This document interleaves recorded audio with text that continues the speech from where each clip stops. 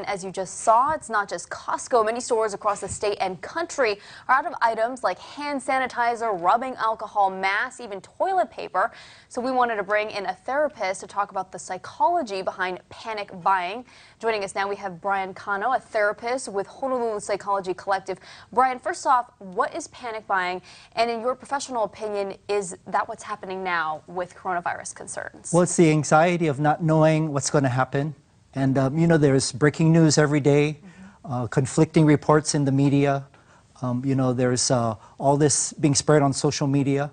And, you know, we live on an island, and then we've had events and shortages in the past, so people remember. So would you say that's why people tend to do or go towards panic buying? Sure, all of these things all together, people don't know, and it's very fearful. What can people do or the community do about easing panic buying?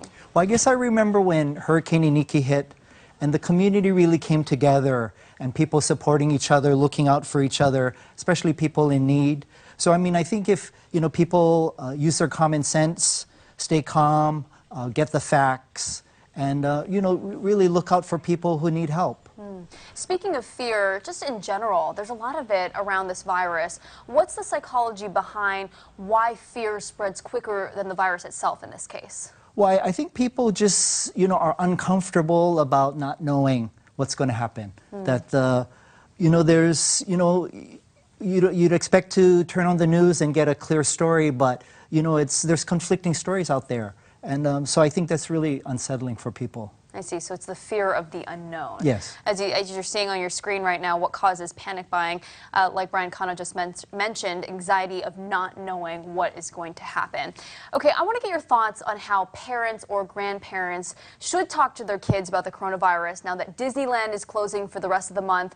How can parents best talk to their kids without creating any fear? Right. First of all, I think parents need to remember that they need to be role models for their children. You know, remember to stick to the facts. So, you know, stress to their children that, you know, you can't always believe something you're reading on social media. You want to make sure you look at the source and get the real facts. That's the beginning. I think the other thing is for parents to remind their kids to look out for people in need and to help each other and, you know, really live with aloha.